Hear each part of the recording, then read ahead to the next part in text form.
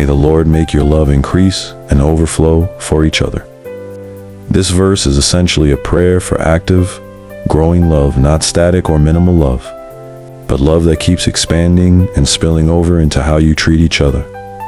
May the Lord make your love increase. Means love isn't just something you feel once and then maintain. It's something God shapes and deepens over time. It implies maturity, more patience, more understanding, more grace, more emotional capacity, and overflow for each other. Means your love becomes so full that it naturally expresses itself in kindness, forgiveness, sacrifice, loyalty, and care. Not forced, not transactional, but abundant. The kind of love that shows up in actions, not just words.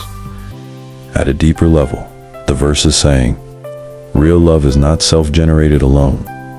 It grows when God is involved, and it becomes visible when it moves beyond the self. In relationships, this means love that keeps expanding even after the honeymoon phase. Doesn't shrink under stress, conflict, or disappointment.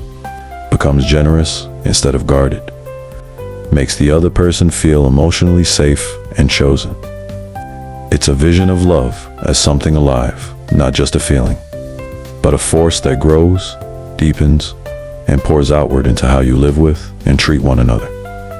So how is this achieved? The how is where the verse becomes practical. God makes love increase and overflow through formation, not magic, by shaping who you become and how you choose to love. Here are the core ways it happens. Through intentional connection with God, prayer, reflection, honesty with God. This softens the heart. As your inner life becomes healthier, your capacity to love grows. You start responding instead of reacting.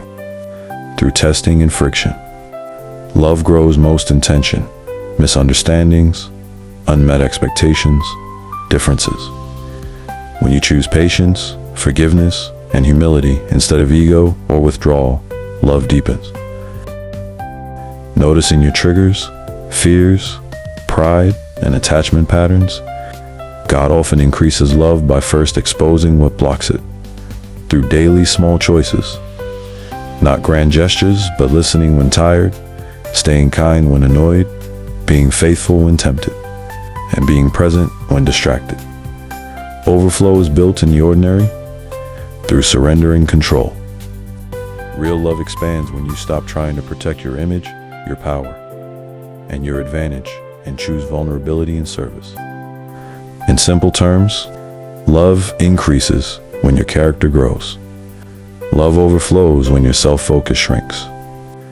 So the how is a slow inner transformation that turns love from something you feel into something you become.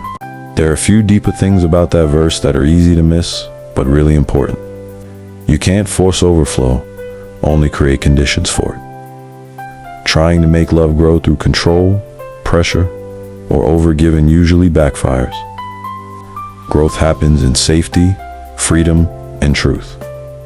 Love expands where people feel seen, not managed. Love increasing doesn't always feel good.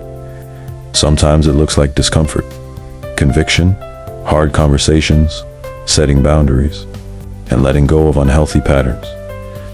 Growth love stretches you before it satisfies you.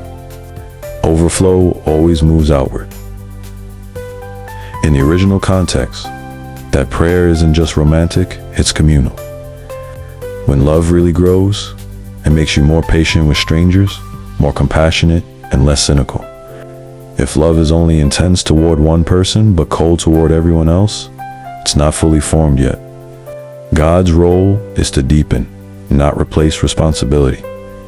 The verse isn't saying wait passively and God will fix your relationship. It's saying God works through your choices, your honesty, your discipline, and your courage. Overflow love is secure, reminder love. It's not anxious, not performative, and not prove you care. It's steady.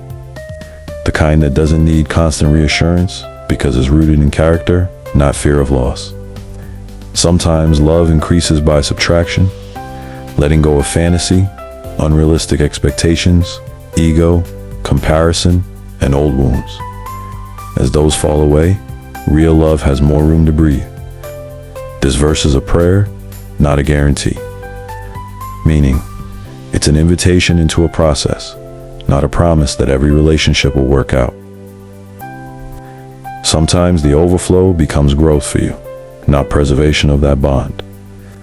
The quiet truth behind the verse is this: overflow love is less about finding the right person and more about becoming the kind of person who can love deeply without losing themselves.